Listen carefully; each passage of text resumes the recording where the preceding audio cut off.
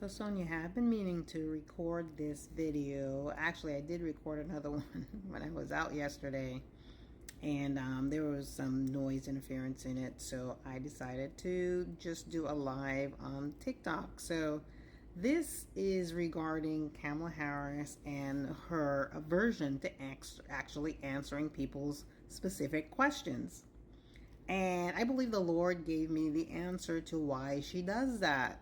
She's actually answering an existential question instead of answering the specific practical question that people are actually asking.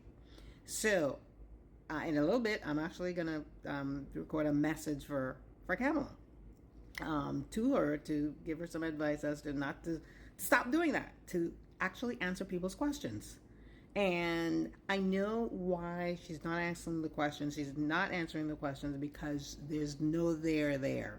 Okay, she's vacuous. The person she's trying to be and trying to represent is not the person that she truly is, and so that person has no substance, has no essence, and so she's actually having to answer a non-asked question, and in an attempt to sound deep. But people aren't asking the deep questions. People want to know how they can afford their groceries, how can they afford their filling up their cars, and they got the specific questions that a policy public policy that the person is going to propose once they get into office that will answer and solve people's problems. That's what people want to know. Okay? And so here's my message to Kamala. Kamala, stop answering existential questions nobody is asking and start answering the practical ones that they are asking. Stop it.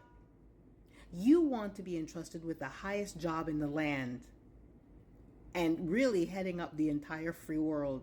You didn't get the votes in a democratic manner like Joe Biden did in terms of the nomination. You didn't get the nomination. It was handed to you by the same people who accuse Donald Trump of being the most the highest and heightened threat to democracy, and yet they did this in an undemocratic manner. It can't get any worse than that in terms of not doing things in a democratic manner. So your people in your party are the ones who are the highest and worst threat to democracy. So you were handed this candidacy. So realize that people really didn't want you. They, for whatever reason, wanted Joe Biden, and they just handed this to you. And that in and of itself should be a concern to every American. You accuse President Trump of being a threat to democracy, but you really are, you and your party. But I digress. You are not a philosopher, okay? You don't have the answers to the existential questions that people have about why they're here and all of these things about you growing up in a middle-class family and people's lawns and all of this stuff. And it's just nobody cares. Nobody cares. People care about what you're going to do and how you're going to solve their problems. You want the job of being the executor, the CEO of the nations, the CEO of the free world. So answer the questions that are being asked of you and stop sidestepping everything. So please stop and admit that you don't have the answers. You don't have the answers that people need. They really should have chosen somebody else, but they chose you. Okay, to step in for Joe Biden because he has been failing for many, many years. The man is not doing well. And so you lied to the American people that he was fine and he was vibrant and all of this. We all knew it was not the truth. So please start answering people's questions or sidestep and let somebody else take the place of the nominee so that the party can actually have an actual candidate.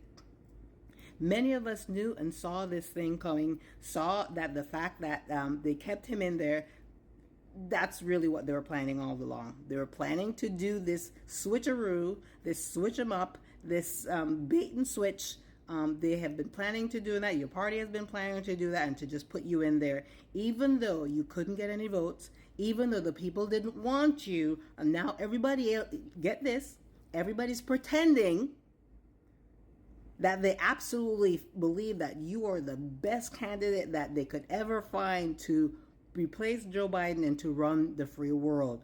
We both know, we all know that you don't have what it takes. You do not have what it takes.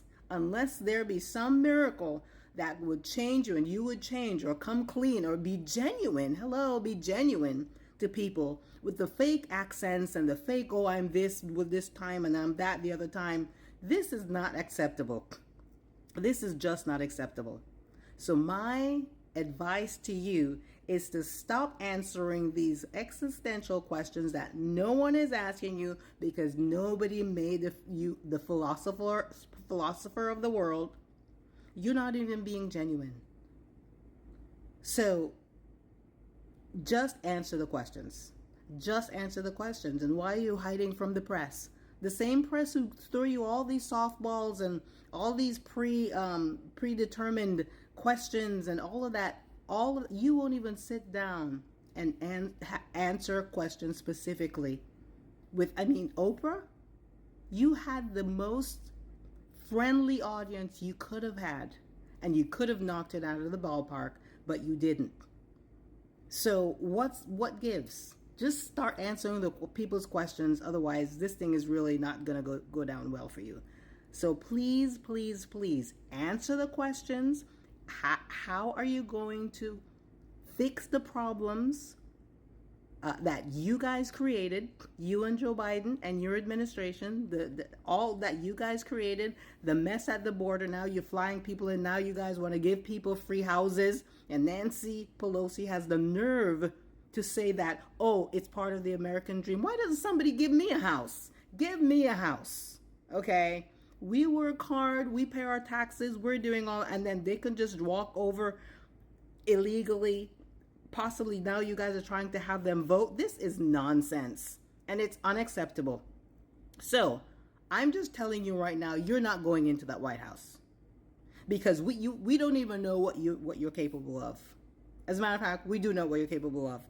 And the reason you can't answer the questions is because genuinely you are not somebody who is for the American people, who is for freedom, who is for advancing people instead of keeping them down, who is for all the things that you guys accuse other people of doing. So, no White House for you.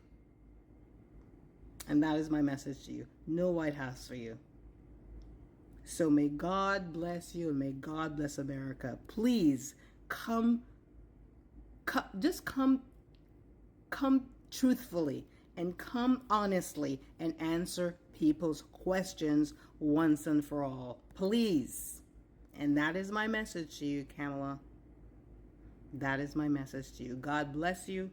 And may God bless these United States, because you guys have certainly made a complete mess of them.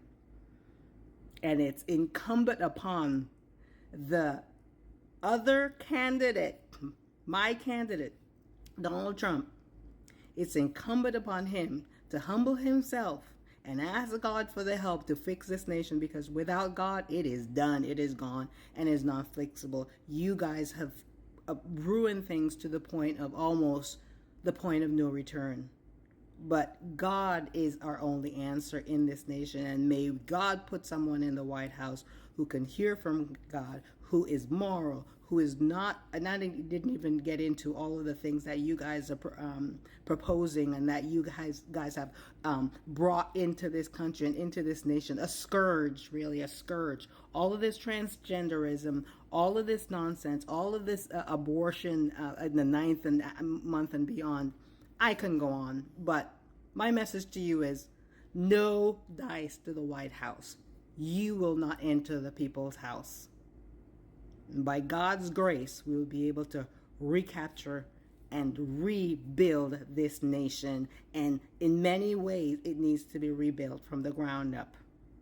So no, no, no White House for you, Kamala Harris.